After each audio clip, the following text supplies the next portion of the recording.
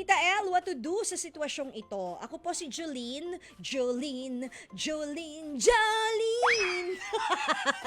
Sorry, napakanta. Ako po si Jolene, 36 years old. I am working sa finance department ng isang company sa Quezon City at ito po ang aking kwento. 5 years ago, sabay kaming na-hired ng office mate ko na itago na lang natin sa pangalang Miss G. Naging magkaibigan kami pero both of us nakahanap ng kanya-kanyang company dahil magkaiba kami ng department. Last year, she was promoted as our operations manager. Magaling naman talaga si Miss G at deserve niya po ito. Nagkalamat ang aming relationship dahil stricto po ako sa aking department at sa tuwing may mga iniaakyat na papeles ang mga staff niya, may mga nababaril po ako na amount sa mga kailangan nila. Medyo ibang dating sa kanya at may confrontation pong naganap. Pero trabaho lang naman po yun yung sa akin, Tita El. At baka may iba pang option para mas makareduce ng cost. Siyempre, tingin-tingin din sa ibang suppliers.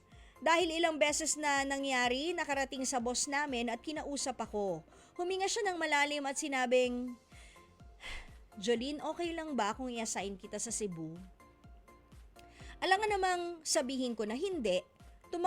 Tumango lang ako kay sir. Hindi ko alam kung alin ba talaga sa dalawa ang reason niya. Ang nakarating na balita na clash namin ni Miss G o ang mga dapat ayusin sa Cebu branch dahil problematic.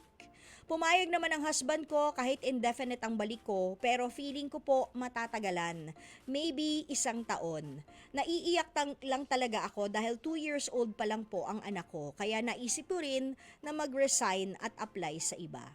I am hoping to hear your advice, Tita El, to resign or reassignment. Jolene. Okay, Jolene. Ikaw ay ilang taon na?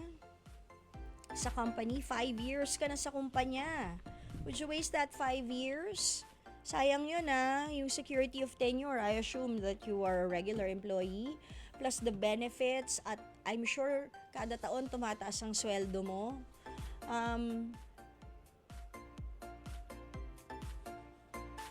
I don't want to assume na pinersonal ka ng nakatrabaho mong si Miss G na na mas mataas ang posisyon kesa sa'yo, pero siguro isipin mo na lang na ganito.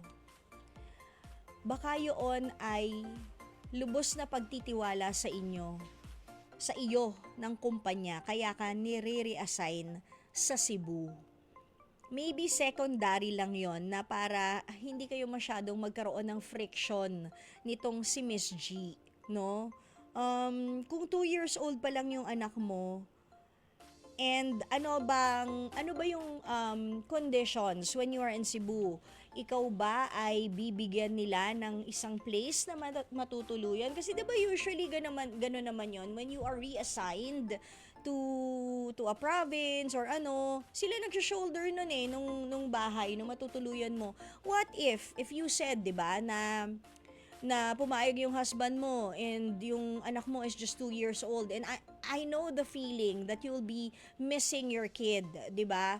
And baka it's too much for you kung uuwi ka palagi from Cebu to Manila, although it's also doable, medyo magastos nga lang, 'di ba?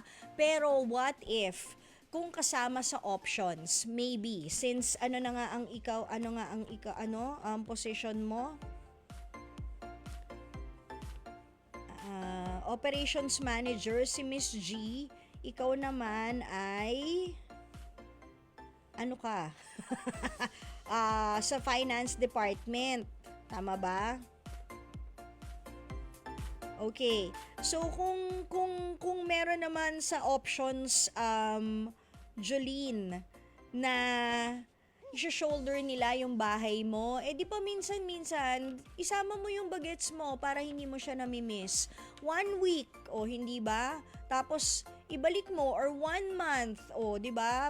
Lipad dun yung asawa mo, mag-leave siya, di ba? There are lots of, options na pwede natin gawin, or baka pwedeng isama sa options na there will be times na uuwi ka ng Manila shouldered by the company. 'Di ba? Kasi imposible namang hindi ka babalik dito sa Maynila. Alam mo, mabilis lang ang isang taon, kung isang taon lang yan. After a year na ganun pa din at sa Cebu ka pa rin, if you really feel like it's not for you anymore and there's no more growth, then maybe it's time to talk to your your boss again na sir, hindi ko na po yata carry na um, bumalik sa Cebu. For me, my part is already done. I've already done my part. I've done a good job. Okay na po. It's up and running in Cebu and I made sure na kahit umalis po ako dyan, tatayo ang kumpanya. O hindi ba? Tapos sinabi ni boss, ay hindi, ikaw na gagawin ko dyang operations manager. Tatanggihan mo ba yon, bes? Ay, move na. Pati asawa mo, dalhin mo na dyan. Sayang di ba? Lalo na ngayon sa panahon, hirap kaya maghanap ng trabaho, Mars, 'di ba? Consider yourself lucky that you have a job.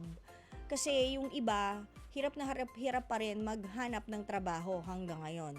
Hindi ba? So pag-isipan mong maigi, mabilis lang ang isang taon. Pwede mo namang dalhin dyan yung baby mo, kung yung baby mo lang yung concern mo. Or, yun nga, from time to time, uwi ka dito sa Manila. Si baby ba talaga o yung asawa? Oh, come on. Charing! Okay, Jolene, sana natulong. Ayan na, sana nakatulong.